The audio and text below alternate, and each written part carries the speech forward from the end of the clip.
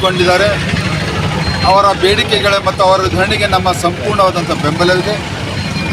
ಮಾನ್ಯ ಮುಖ್ಯಮಂತ್ರಿಗಳೇ, ಕನ್ನಡ ಅನುದಾನ ರಹಿತ ಶಾಲೆಗಳ ಒಕ್ಕೂಟದ ಸದಸ್ಯರುಗಳನ್ನು ತಮ್ಮ ಅಧ್ಯಕ್ಷತೆಯಲ್ಲಿ ವಿಧಾನಸೌಧಕ್ಕೆ ಕರೆಸಿ ಸಮಸ್ಯೆಗಳನ್ನು ವಿಮರ್ಶೆಯನ್ನು ಮಾಡಬೇಕು,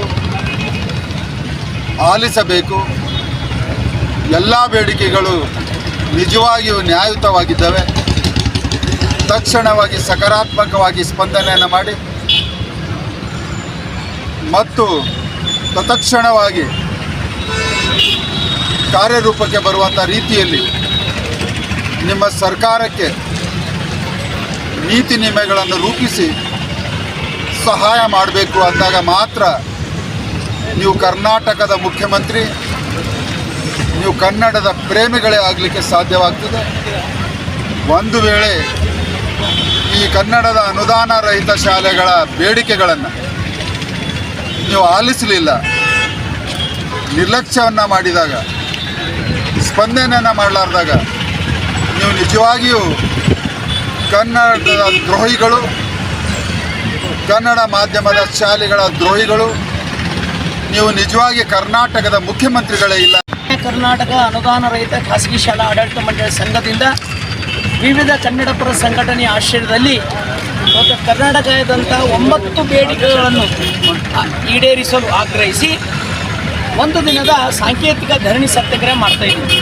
ಸರ್ಕಾರದ ಶಿಕ್ಷಣ ನೀತಿಯನ್ನು ಧಿಕ್ಕರಿಸಿ ಕಪ್ಪು ಬಟ್ಟೆಯನ್ನು ಕಟ್ಟಿಕೊಂಡು ಶಾಲೆ ನಡೆಸ್ತಕ್ಕಂಥ ಖಾಸಗಿ ಶಾಲೆಗಳ ಸಂಸ್ಥೆಗಳಿಗೆ ಆಗ್ತಕ್ಕಂಥ ತೊಂದರೆಗಳನ್ನು ನಿವಾರಣೆ ಮಾಡಬೇಕು.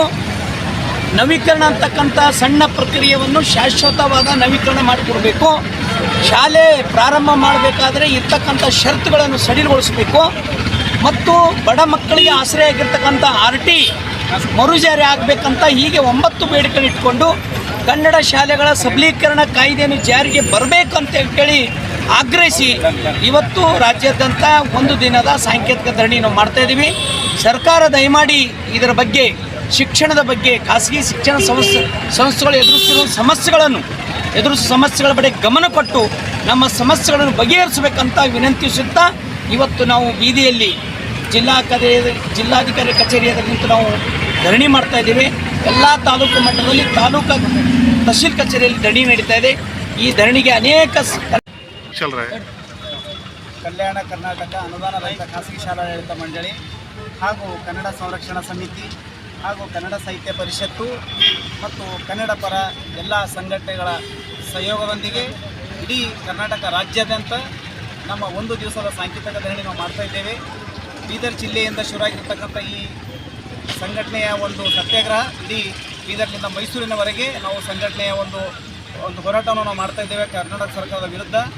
ನಮಗೆ ಶಾಲೆಗಳೇ ನಡೆಸಲಿಕ್ಕೆ ಸಾವಿರಾರು ಷರತ್ತುಗಳನ್ನು ಹಾಕಿ ಇವತ್ತು ಕರ್ನಾಟಕ ಸರ್ಕಾರ ನಮ್ಮ ಶಾಲೆಗಳನ್ನು ಯಾವ ರೀತಿಯಲ್ಲಿ ಮುಚ್ಚಬೇಕಂತಕ್ಕಂಥ ಒಂದು ಹುನ್ನಾರ ಆಗ್ತಾಯಿದೆ. ಆ ಹುನ್ನಾರ ಯಾವತ್ತೂ ಯಶಸ್ವಿ ಆಗಲ್ಲ ಅಂತ ಹೇಳುತ್ತಾ, ಯಾಕಂದರೆ ಸರ್ಕಾರದ ನೀತಿ ಸರ್ಕಾರಿ ಶಾಲೆಗಳೇ ಉಳಿಬೇಕು, ಖಾಸಗಿ ಶಾಲೆಗಳು ಉಳಿಬಾರ್ದು ಅಂತಕ್ಕಂಥ ನಿಟ್ಟಿನಲ್ಲಿ ಅವರು ಇವತ್ತು ನಮ್ಮ ಮೇಲೆ ಸುಮಾರು 58 ಮಾನದಂಡಗಳನ್ನು ಹಾಕಿ ನಮಗೆ ರಿನ್ಯೂವಲ್ ಇರ್ಬೋದು, RT ಇರ್ಬೋದು ಮತ್ತು 95ರ ನಂತರ ಯಾವುದೇ ಒಂದು ಉರ್ದು ಮಾಧ್ಯಮ ಇರ್ಬೋದು, ಕನ್ನಡ ಮಾಧ್ಯಮ ಇರ್ಬೋದು ಕೊಂಡೊಯ್ಯಬೇಕಾಗಿದೆ.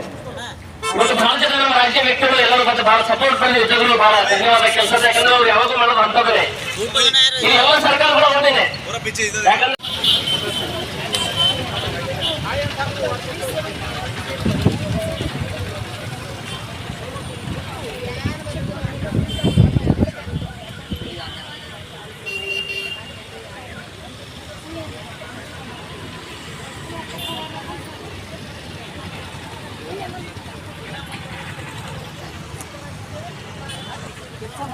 ಶಿಕ್ಷಕರಿಗೆ ನ್ಯಾಯಯುತವಾದಂಥ ಒಂದು ಬೇಡಿಕೆಯನ್ನು ಈಡೇರಿಸಬೇಕಂತ ಈ ಧರಣಿ ಮೂಲಕ ನಾವು ಆಗ್ರಹ ಮಾಡ್ತೀವಿ.